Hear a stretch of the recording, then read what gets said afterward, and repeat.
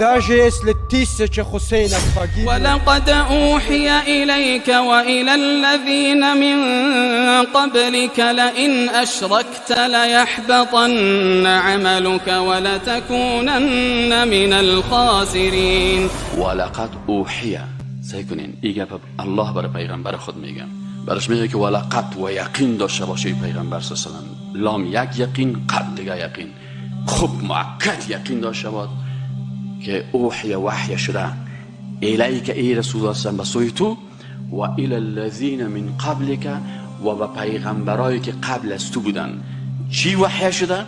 لئن اشرکت، اگر شرک بیایی ای پیغمبر خدا سبحان الله، خود رسول الله صلی الله علیه و میگه لیحبطن عملک،